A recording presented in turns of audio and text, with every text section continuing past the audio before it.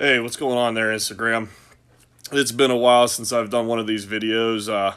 Been working my ass off and everything else, trying to get these businesses to grow and really take off. So, anytime that I got any free time at all, it's usually spent sleeping and trying to recover, if not working.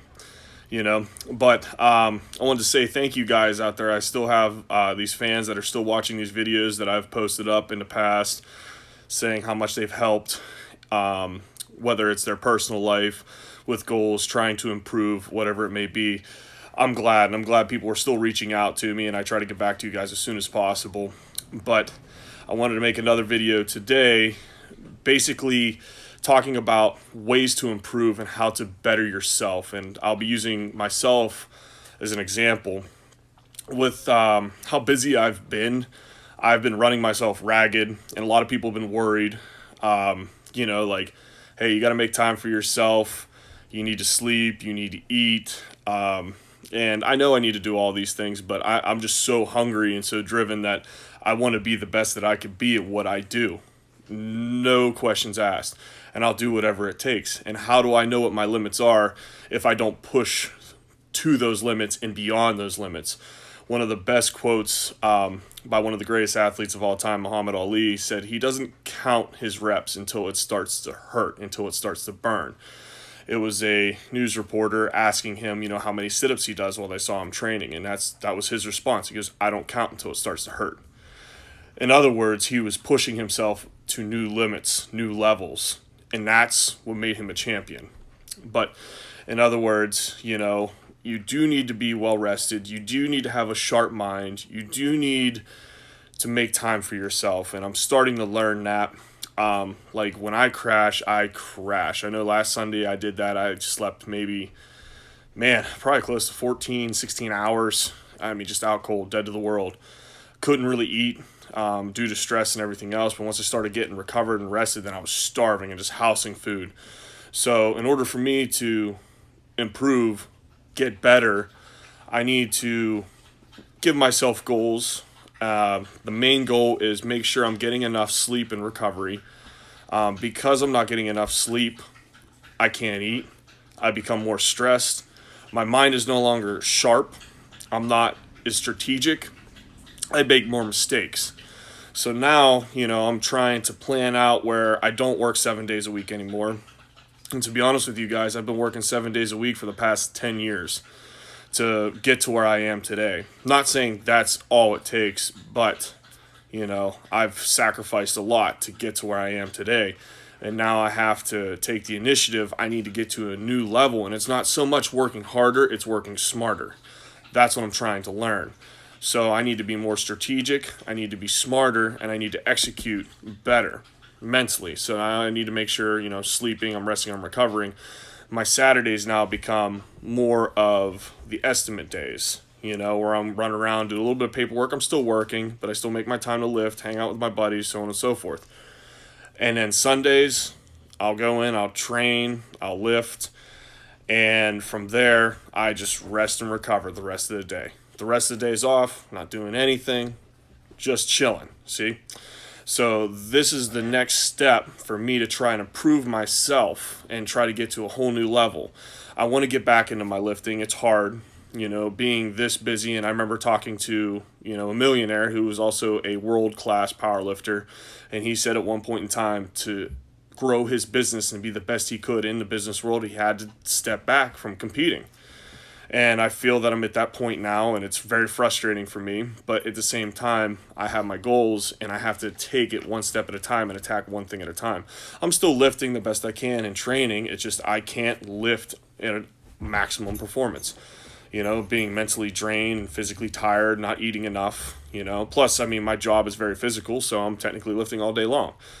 Either way, I wanted to go over this with you guys so that you can set up these set of goals and really kind of sit yourself down to see where you want to be, how you want to progress, but how are you going to get there? It's not magically going to happen. You have to step out of your comfort zone.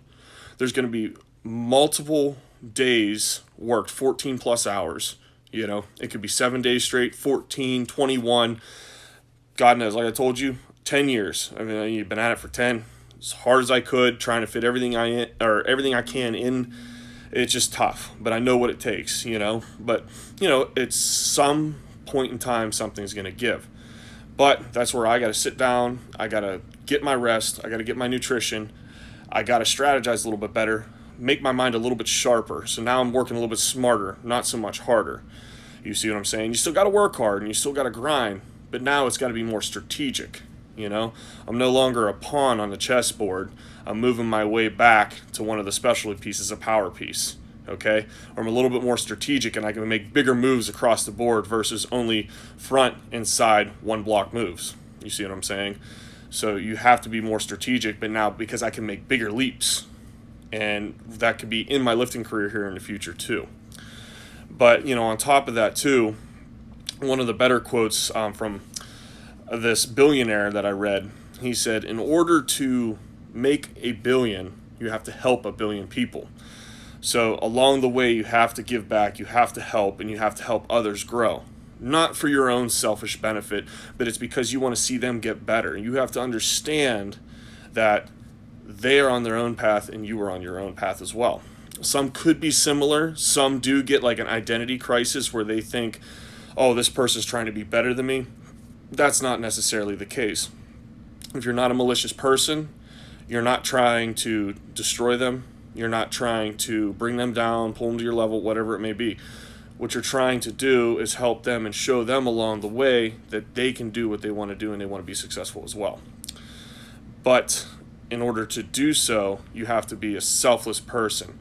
The ones that don't become successful, the ones that are stagnant, they stay still, are the ones that basically is a wolf in sheep's clothing. They're trying to pull you down. They're trying to guide you in the wrong direction. And I've been fooled by these people in the past. I know a lot of people have tried to hold me back, just saying like, when I'm coming out of high school, like, hey, don't do this. You should work in the mill. This is what but I knew deep in my heart that, I had a better self-worth. I wanted more, not because I wanted to be like, oh, hey, look at me. No, it was, it was to prove some people wrong. Because everyone was pointing a finger, you're too stupid, you're too this, you're too that, and I wanted to prove them wrong. And as I got older and later in life, I started to realize it's not so much about proving people wrong. I've already done that. It's proving to yourself that you can and that you can do more, and the sky is the limit. But like I said, going back, you have to help people along the way, and if you can help them grow and help them succeed, that good karma comes back, it circles around, and it will help you. Because when you need somebody, because you can't do this by yourself, and I know some people have helped me along the way get to where I am. You have to acknowledge that, and you have to realize that, that point in time you walk alone, sometimes you have to take those steps by yourself, because some people they're skeptical, it's scary, it's uncharted territory, but once you start succeeding, then that's when some people are like, this person's onto something. And then that's when they start coming in, and then the good karma circles around, but then the bad karma will also circle around too. So you got to make sure that you put good in, you get good out. If you put the bad stuff in, unfortunately, you'll get bad out of it as well. And that's happened to me as well. Not all has been good, not all has been bad.